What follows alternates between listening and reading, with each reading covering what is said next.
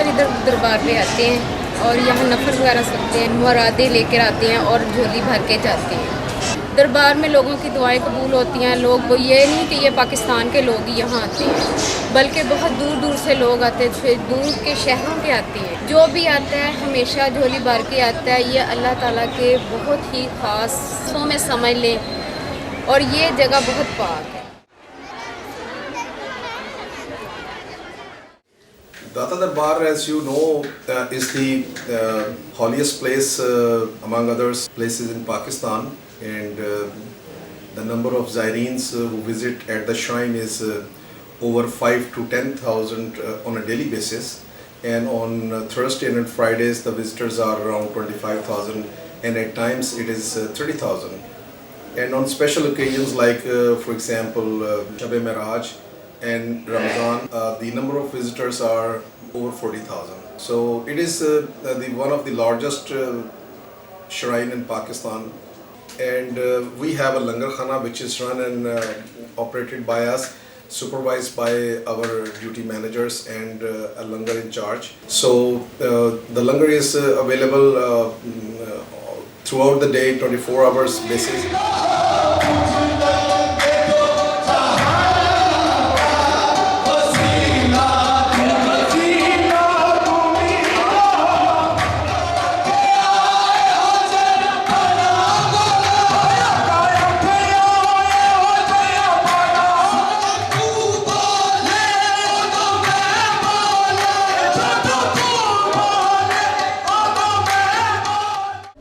इस वक्त हमारी सिक्योरिटी बिल्कुल जो है ना फुल प्रूफ है।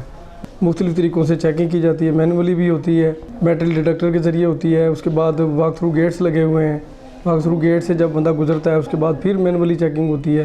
यानी मज़ार शरीफ तक जाने के लिए एक बंदे की कम से कम 4 दफ़ा चेकिंग होती है।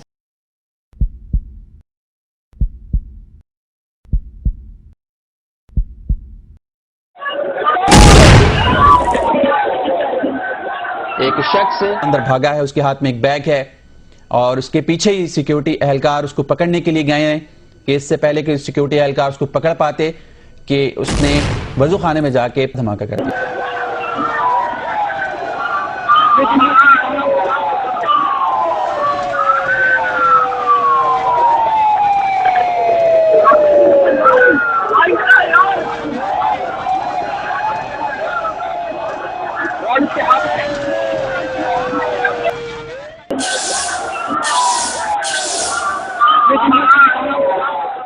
तफ्तीश इसकी मेरे पास ही है, मैं ही इसको इन्वेस्टिगेट कर रहा हूँ इस केस को। तो 3 उसमें जो है वो खुदकश बमबार थे। 4 लोग ऐसे शहीद हुए जिनकी आज तक भी डेड बॉडी की शनाख्त नहीं हो सकी। सुराग लगा है लेकिन अभी कोई जेन्युइन बंदा जो है ना इधर को पकड़ा नहीं गया। कुछ लोग एजेंसियों के पास हैं, कुछ ज़ेरे तफ्तीश हैं इसमें, तो इंशाल्लाह ताला पकड़े जाएंगे। खुदकश बमबार थे, वो तो मर गए। अब तो ये देखना है कि इनको भेजा किसने था। मैं 1962 से यहाँ दाता दरबार में रज़ाकाराना तौर पे काम कर रहा हूँ, मैं अपने साथियों के। जब यहाँ धमाका हुआ था मैं यहाँ मौजूद था और मेरे ही रज़ाकार जो थे सलीम अख्तर, जब वो दहशतगर्द अंदर दाखिल हुआ तो मशीन ने सिग्नल दिया तो वो उसके पीछे भागा। उसने उसको पकड़ लिया, उसने कहा दहशतगर्द के छोड़ दे मुझे, मेरे पास बेल्ट है। उसने कहा मैंने नहीं छोड़ना, तो वहाँ उसने ब्लास्ट कर दिया। सलीम अख्तर जो है वहाँ शहीद हो गया। अभी हम उसको समेट रहे थे तो दूसरी तरफ धमाका हो गया। दूसरे दरवाजे से आया, आउट होने वाले दरवाजे से, तो वो अंदर चला गया। जब जो दरबार शरीफ के पास आया तो मेरे ही रज़ाकार शाहिद और मकबूल और कामरान वगैरह, उन्होंने कहा भाई आप जूते लेकर आ गए अंदर, जूते बाहर उतारो। उनको क्या पता से क्या था, वो बाहर उतार के उनको धकेलते बाहर ले आए। उसने कहा कि आप मुझे अंदर नहीं जानते, उन्होंने वहीं ब्लास्ट कर दिया। इसलिए वो भी मेरे शहीद 2 वहाँ भी काम आ गए और कुछ वहाँ ज़ख्मी हुए। Data Darbar blast was the biggest loss for us. A number of people were died in this, and so many families suffering till now, like Mr. Sayyid Muhammad Iqbal Shah and Mr. Khalid Nazir's families. मेरा इकबाल बेटा था ना, इतनी मेरे ताबेदार था, हाँ वो शहीद हो गया। मेरी कमर एक किस्म की टूट गई। वो मेरा साथ देने वाला था, मेरा हौसला भी था। अब मेरा हौसला भी टूट गया। मेरे शोहर के जिस्म का ऊपर का हिस्सा नहीं था, मतलब मुकम्मल नहीं था। अंगूठियों से उनकी पहचान हुई थी। एक अज़ारबंद था उससे उनकी पहचान हुई थी।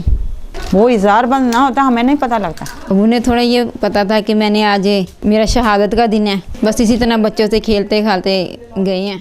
बेटा बड़ा ही सारे तो बच्चा दादा सब क्या शहीद हो गया। पता नहीं कितने माओ के लगते जिगर थे जो उनसे जुदा हो गए। हम तो सारी जिंदगी नहीं बोल सकते। अपनी जी ने काला मुंह में आता दिन बाद काला आया जी मेरा काला में पता लगा ना। ये नहीं पता था कि इस तरह इन्होंने दुनिया से चले जाना छोड़ के। पहले वो अपने दोस्तों के साथ राधा दरबार जाते थे। उस दिन उनके दोस्तों ने भी कहा कि हम मुझे साथ लेके चले जाएं, लेकिन मेरे शौहर ने कहा कि नहीं, मैंने आज अकेले ही जाना, मैंने आपको किसी को भी नहीं साथ लेके जाना। हमारे मुल्क अज़ीज़ के अंदर जो दहशतगर्दी बम ब्लास्ट की शक्ल में और दीगर हमलों की शक्ल में हो रही है, इस्लाम इसकी कतन इजाज़त नहीं देता। इरशाद बारी ताला है वला तुल्कू बयदकुम इला तहलुकती, कि तुम अपने आप को हलाकत में मत डालो। ये जो तम्बाकू का तसलसल है ये सरहद से शुरू हुआ। वहाँ पर जो सूफिया कराम जिन्होंने इस्लाम को यहाँ फैलाया, जिनकी तलीमात से लोग मुसलमान हुए, सबसे पहले उनकी दरगाहों पे हमले हुए। उसके बाद फिर ये तसलसल दाता साहब की चल पड़ा।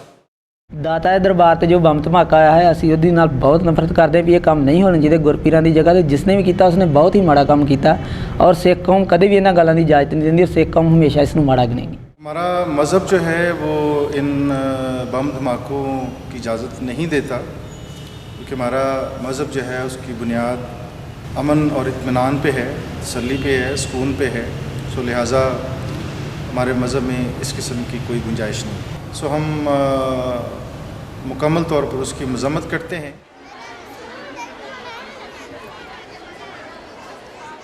And one thing that you might have seen through the media, that the day this occurrence took place, the very next day was the Friday, and I watched with my eyes as well, though I was not here at that moment, that there were probably twice as many people to offer their Jummah prayers at the shrine, at the mosque. It means that they were not afraid. सदा कोई नहीं नजर आता, ऐसी कोई बात नहीं है। जिन लोगों को इश्क है, जिन लोगों को मोहब्बत है वो आ रहे हैं, जा रहे हैं, कोई ऐसी बात नहीं। ना ही यहाँ कोई कमी आई है गले में, ना ही कोई लोगों के आने की कमी आई है। Whatever is the meaning of terrorism, but innocent are always victim of it. Do the terrorists achieve their goal by pushing the thousands of innocent people on the deathbed? Do you think they will achieve higher place in paradise that they wish for? Let's all pray, make this world a better place to live.